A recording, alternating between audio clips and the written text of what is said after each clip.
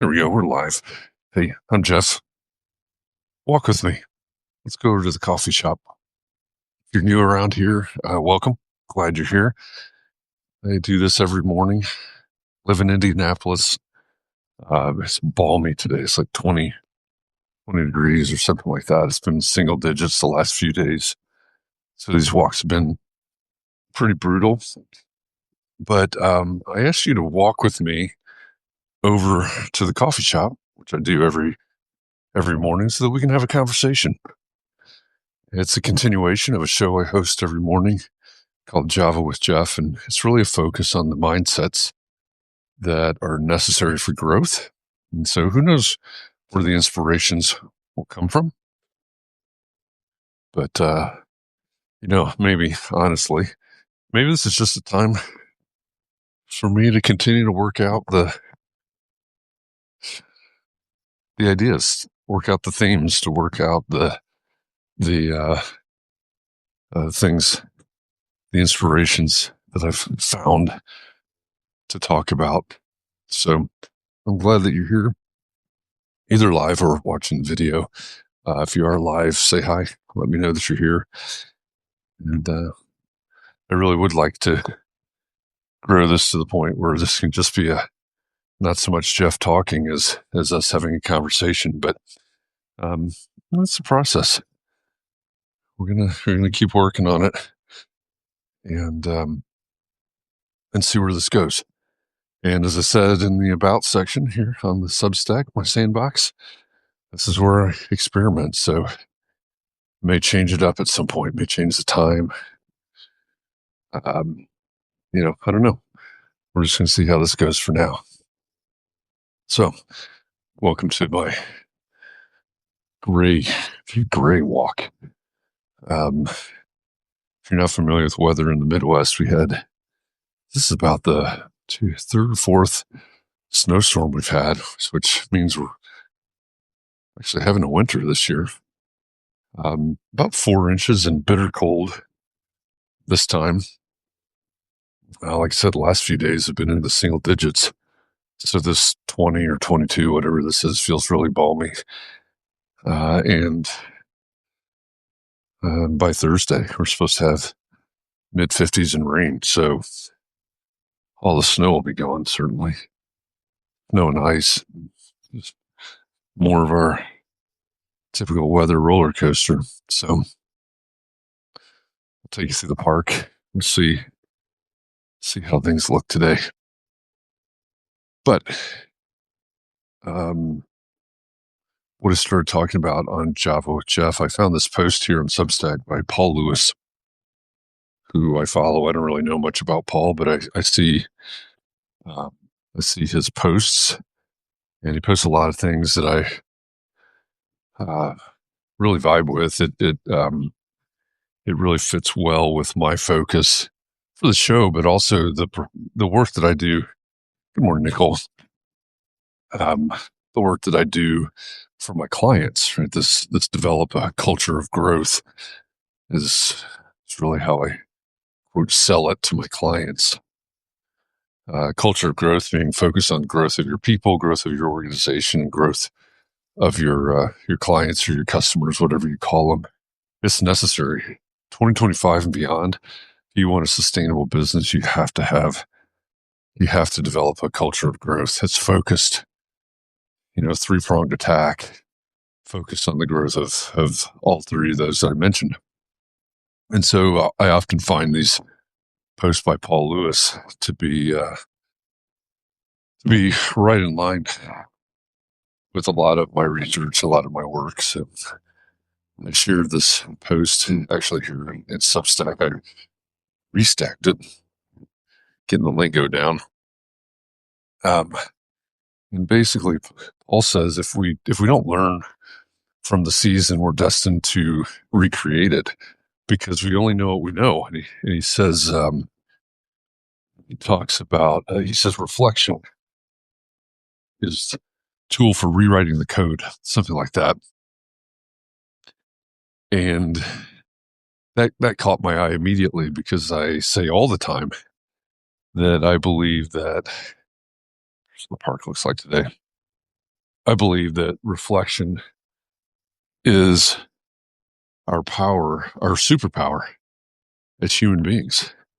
We have the ability to reflect. We have the ability to, some of the trees they planted, they still got a bunch yet to plant. Looks like they're actually working today. It boggles my mind. Ground is not completely frozen. In fact, the other day, it was before we hit the single digits for several days in a row. The ground was pretty soft, but they've still been planting trees. Planting like, I estimate about 150 trees here in the park. It's a fairly large park. I've been doing a lot of work over here, a lot of construction.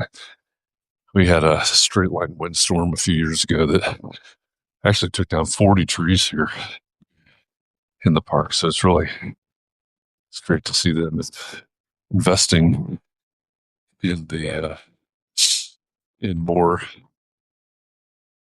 trees. So anyway, you see some of them there. I do believe that as humans, the superpower that we actually have is our ability to reflect, to look back and see, this is how far I've come. These are the obstacles I faced. This is how I encountered those obstacles, whether I overcame them or not. We have the ability to do that and learn from that, understand, right? It's reflection, looking back, understanding how things went, why things went the way they did, and then learning from that and looking for ways as we shift the focus, as we pivot, looking for ways going forward to apply that understanding and that learning. And I think that's absolutely in line with what Paul Lewis is saying in his post. Walked out here in the bowl. Have not seen owls for quite a while. Maybe about a year ago, saw as many as about 6 owls out here at a time. So I'm not sure what's up with that. I have not been able to find them. According to research, Googling that I've done, they're probably within 5-mile radius of here. But I don't know where they live. So, but this is where they usually are. So I think this is in line, right? Paul Lewis is saying, if we don't learn from the season of life, if we don't learn from the struggle, if we don't learn from the way that we handled or didn't the obstacle, or the obstacle handled us, or whatever, to take a little bit from Ryan Holiday, and the obstacle is the way. If we don't learn from that, we hear this time and time again. If we don't learn from history, we're destined to repeat it. Same thing. Oh, that's amazing. We were talking, was that yesterday? We were talking about that. So your husband went to Christmas breakfast, or went to first time in 6 years. That's amazing. Hopefully that brings some sort of healing, growth. I mean, I think about those kinds of things, and why do we hold on? I think I brought this up yesterday. Carolyn, who's my girlfriend, we started watching this show on Netflix. I saw it. I looked it up. It's called Ripples, and ice is already thawing on the creek. I can see it if you want. Interesting show. I mean, it's if you think about the idea of ripples, it might be what you expect. It might be a little bit predictable, but whoever the writers are for the show are pretty amazing, because they're weaving such a web tying so many things together, so many little Easter eggs and hints, and it's kind of it's really kind of fun to watch. But there's one of the little webs, one of the little storylines is this woman that has lost contact with her father for I think as the story goes, it's like 20 some years. And they had a bit of an argument when she was younger over a boyfriend. Imagine that.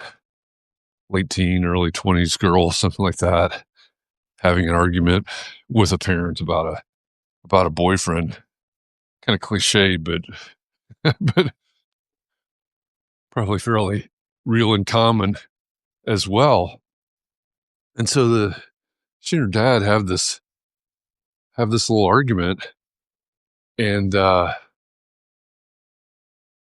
and I think the deal was she decides they're in London. And I think the deal was that she was trying to decide whether or not she was going to go with her boyfriend to the U.S. She goes back to talk to her dad, and he lives on his flat is on the second floor. So she goes up to ring the buzzer. She's ringing it and trying to talk in the speaker, and dad doesn't respond. No response. And you also get this scene where he looks out the front window. She's right down below. And he closes the blinds. And so, of course, the scene leads you to believe that he's shut her off, ignored her, all this. But as she's walking away, you see this note that she didn't see falling down on the ground. It says buzzer doesn't work. Like knock, or I forget what it says, but buzzer doesn't work. And then later, she goes back to his apartment or his flat after he dies. She's sitting there, and the sun starts pouring in through the window. And she goes and closes the blinds. She says the same thing he said when he was closing the blinds. Oh, that's better.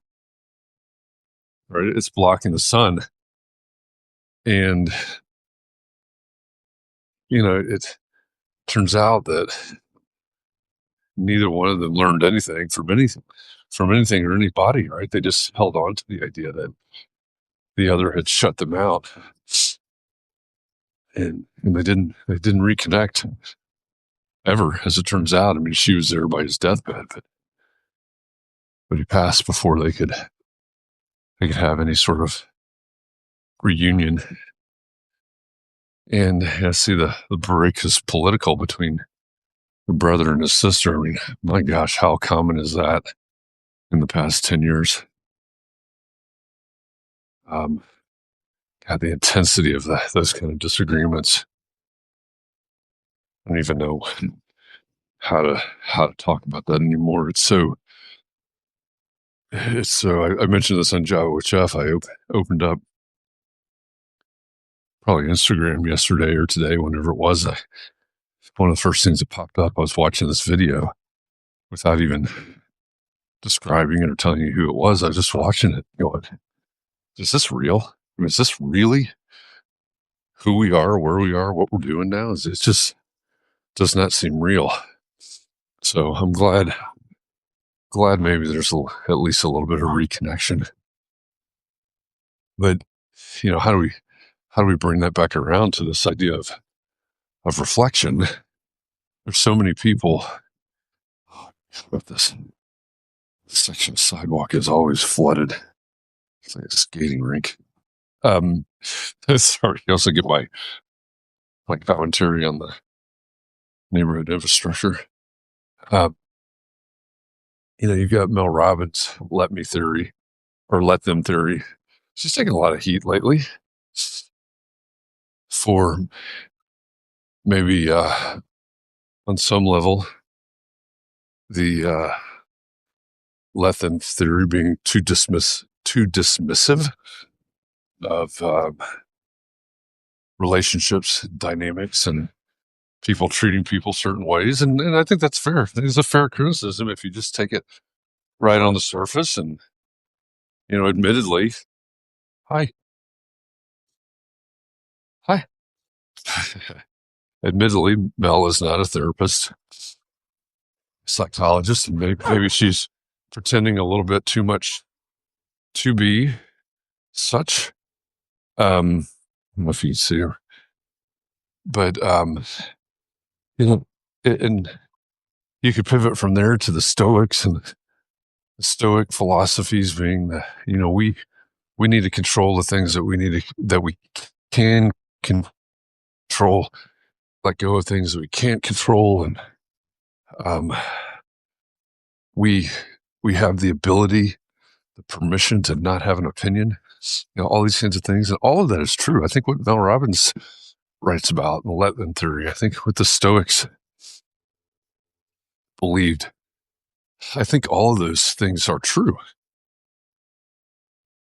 And we also have to understand that there's no, when was the last time the Lone Ranger with his silver bullets? Didn't he have silver bullets? I think he did. When was the last time the Lone Ranger aired? How old do you have to be to even remember the Lone Ranger and his silver bullets? And, I guess granted with that same question, his silver bullets were not the same as the silver bullet that fixes everything. It's a different thing. Cat dressed too warm today. um, but the Stoic philosophy, the Letton theory, anything that I say on here, none of this stuff is a silver bullet. It's not a fix for all things. It just doesn't work that way. And we can embrace the Letton theory when we're talking family or people online that have an opinion about what we wear in a video or whatever the thing is. We can say, well, I'm going to let them have that opinion. It's their opinion. It's their thing. The other day I talked about a situation where I felt very hurt by some things someone has said and done. And at some point had the epiphany that, like, wait a minute, they didn't do that to me. They just did that, right? They did that because that's what they wanted, or that's what they needed. And it wasn't really, it impacted me, certainly, but it wasn't really directed at me. So I need to let them do that. I need to let them do their thing and remove myself from that. That's really hard. It's really hard to do that. And sometimes, right, when there's a line somewhere, if they're actually causing you harm, you don't let them. Right? That's a whole other thing. So we can't apply all of these things in all situations or circumstances. And so it's up to us to be able to learn and to be able to grow from that. The other day, Friday, I think it was, we used from the James Clear 321 Thursday email the idea that growth, and the way I was talking about it here was emotional growth, is difficult. It comes from, there is a difference between let them and being a doormat. It absolutely is a choice. And, we can set boundaries, and there are things that we can and need to do. There's a conversation. I was talking to Terry. Yeah, Nicole knows Terry. I doubt he'll be at the coffee shop at this hour this morning, but I was talking to Terry this weekend at the coffee shop, and we were talking about the responsibility to not take care of people's comfort, feelings, etc. Right when it displaces us, when it means that we're putting ourselves aside just to make somebody else comfortable, that kind of thing. That's not healthy. We have a responsibility to keep ourselves healthy. So yeah, absolutely. It's not about being a doormat. And it's up to us to be able to, back to the James Clear, the 3-2-1. It was the third idea in the 3-2-1. It was number 3 in the 3, where as you get older, you're allowed less and less time to be mad. Like when you're 5 years old, you get all day. When you're 10 years old, you get an hour. When you're 30 years old, you get 10 minutes. That's emotional maturity, right? It's our ability to come back to ourselves, our ability to let go and overcome and grow. And so we have to, and we know this. All you got to do, I'll make a bet with you. Open up Instagram right now, swipe through like twice the reels that you see or whatever. I mean, maybe your algorithm is vastly different than mine, but within 2 swipes of reels, you will come across somebody. You'll come across, if you're on my algorithm, you'll come across somebody talking about the need to and how to become more emotionally mature. And then you'll find somebody that is obviously not at all emotionally mature, but we need that. We need that in order to grow. And wrapped up in all of this is the necessity to be able to reflect and to learn. Hey, this person did this to me. How am I going to respond next time? This person or this person did this, or this happened. How am I going to respond next time? How am I going to grow from the learning of this lesson? And just made it to the coffee shop. So we're going to wrap this up. But the last thing that I'll leave you, and I mentioned this on Java with Jeff this morning, so apologies to Nicole because it's another repeat, but you see these things where it says the universe will give you the same lesson over and over until you learn the lesson. I think that's a good lesson, right? We need to learn from the lessons so that we don't have to keep repeating them. And yes, we're going to keep repeating them. Just like this post from Paul Lewis says, we don't learn from the season. We're destined to recreate it or repeat it. So, something to think about. Are you taking time to be quiet, to be still, to listen, to reflect, so that you can understand and then learn and apply and adapt? That's where growth comes from. All right, I've got to go. Have a great day. I hope this helps in some ways. Nicole, thanks for walking with me here live. I'll be back tomorrow about 9:30 a.m. Eastern. See you.